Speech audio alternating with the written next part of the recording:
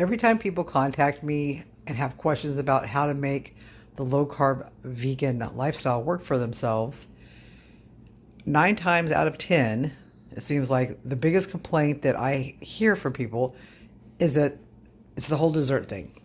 They're craving desserts, sweets. They miss out on candies, cookies, cakes, things like that. So today I am going to make a bunch of different dessert style treats that can be frozen in the refrigerator for long term, and so that you always have something to pull out of your refrigerator and you don't have no reason to let that be an excuse to fail. So hang on to your seats. Here we go. One of the easiest things that I found out to actual veganize when I got started was pumpkin pies and pumpkin treats. And here's the thing, there's only about 5 grams of carbs per serving. A serving is a half a cup. There's 3.5 servings in this. And I can make a whole bunch of little pumpkin tartlets out of this, so it's not going to be that many for what I'm making. But I'm actually going to use this can of pumpkin. I'm going to make a bunch of different pumpkin style desserts. And I'm going to be using sweeteners like allulose, swerve, monk fruit. I'm going to be using things like almond flour, coconut flour. I got some pumpkin spices. I've got some vegan margarine, cinnamon, vegan eggs that are very low. These are also very low in carbohydrates. 1 gram, very low. I've got some country crock creamer in case I need it, and that's 0. A few other things over here. Got my sugar-free Lily's Dark Style chocolate chips. And I am ready to go. So let me figure this out and then I'll be sharing it with you. All right, for the first recipe, I used a half can of my pumpkin. Okay, I used about an egg's worth of my just egg, so that's 3 tablespoons. I used not quite a half cup, maybe a third of a cup of monk fruit sweetener. I got some cinnamon, some pumpkin spice, some vanilla, baking powder.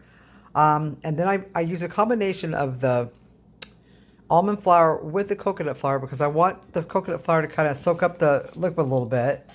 And I want it to be kind of cakey because I'm going to make muffins out of these. So for these 6 muffins I plan on making, this should only be, it should be less than 2 grams of carbs, the way I've got it figured so far. But I'm going to let it sit here for about 5 minutes because I want the coconut flour to soak up some of the moisture.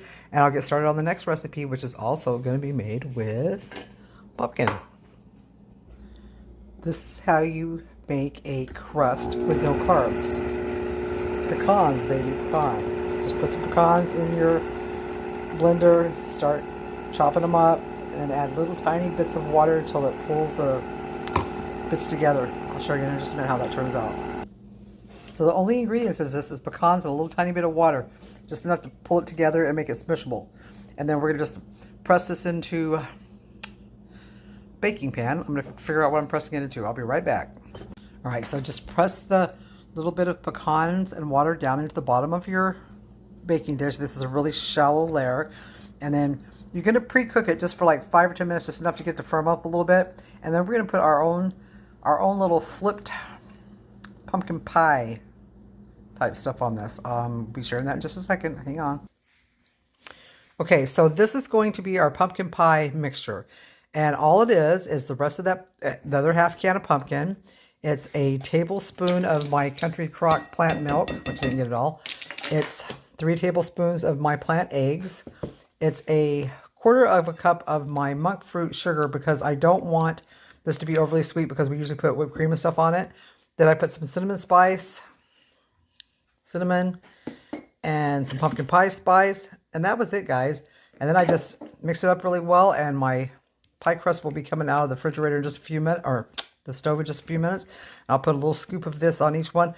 Now, pumpkin pie, as you notoriously know, pumpkin pie takes an hour to hour and a half to cook, right? So I don't have no idea, but I'm assuming this is going to take quite a while too. So I'll let you know about that later. Okay, so one of my next favorite recipes is basically I make a batch of this instant cookie dough. This is just almond flour, baking powder, a little bit of xanthan gum, some sugar-free chocolate chips, and I think allulose sweetener in this one. And you literally only take out 2 tablespoons to make your cookie. So I'm going to, hold on while I get everything together to make the cookie, and I'll show you exactly how to do it.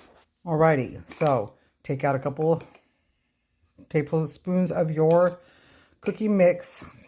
You guys, this is just, it's so convenient to have around. And then take some of your vegan margarine, which is, of course, just oils and stuff. So coconut oil would work, whatever. I don't really measure this, but I'm going to say that it takes about a teaspoon maybe. And I just use my fingers for this, guys, because if you, it just mixes up better and it makes, you're able to form it better because you can kind of feel with the dough when it's had it. And that was just about the right amount of right amount of butter, because you want it to start coming together and sticking, but you don't want it to be overly wet. So you don't want it to have too much moisture. And this doesn't have coconut flour, so it's not going to get as dried out as it would if it did. See how it's coming together? And then you're just going to roll it into a ball and smash it on whatever you're going to. This is a microwavable cookie too, guys. Could you make it in the oven? I'm sure. I don't see why you couldn't. I just don't, because this is one of those. I want it right now. Alexa, turn off the timer. I think my first pumpkin muffins are done. So you basically just smash it out on whatever you're going to cook it in the microwave in.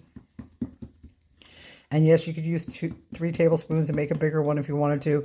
Remember, these don't rise. They don't really expand. They don't really do anything. So whatever shape you put it in, that's the shape of the cookie you're going to get. Okay, it takes about 40 minutes in the microwave. 40 seconds, not 40 minutes. Ignore that, 40 minutes. All right, so these are the muffins. They've just come out of the oven. And they're registering at 210 cooked degrees inside, but they still seem not quite cooked enough for me. And check out this one I made in the microwave because I had more than I needed. This is so cakey and it's so cooked, and I only cooked it for 60 seconds. I actually think I like the one from the microwave better than the ones from the oven. That's going to be weird. All right, I decided I'm going to make some lemon zest muffins, bars, cookies. I don't even know what they're going to turn out to be. I'm just going to use all the ingredients I've got and see what I come up with. But I want something with a lemony flavor that I can make a powdered sugar frosting type thing for. So as soon as I get it kind of all put together, I'll come back and tell you what I did.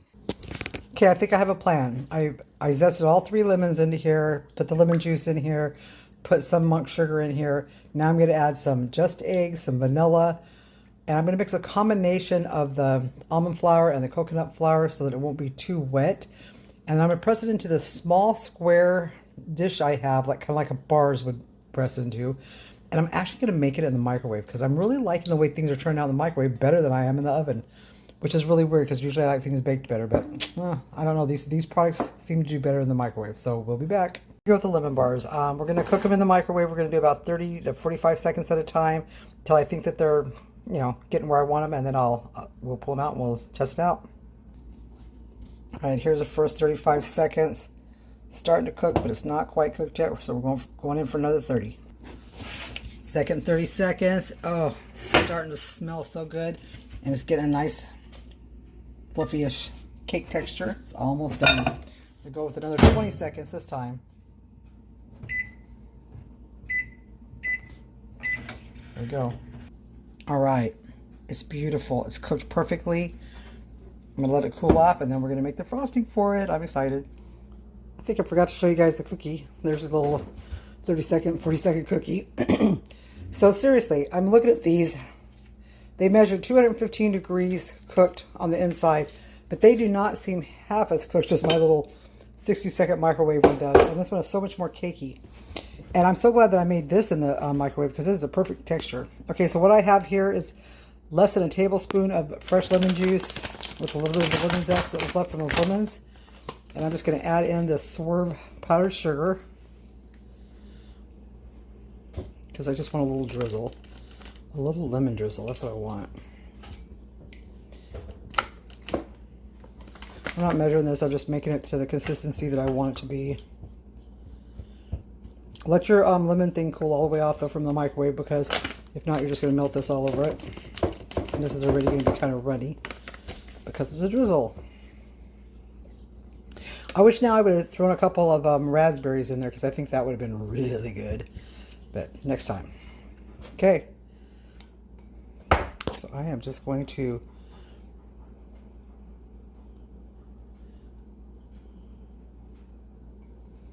I think I'll spread this around a little bit because that wasn't a very good drizzle job, was it?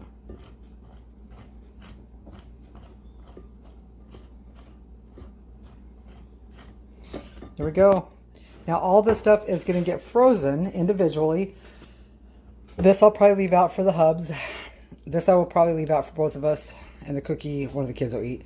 But these are going to get frozen individually, and so are the little pumpkin pies that are going to be coming out of the oven here in a little bit. And then that way there'll be something fast and easy to grab when everybody wants something. I got a funny feeling I'm going to be making some of this for the freezer too, because this smells so good, you guys. All right, so this is going to be 4 servings, I've decided, because they're pretty good size. And I'm going to tell you right now, I ate some of the crumbs that came off the bottom.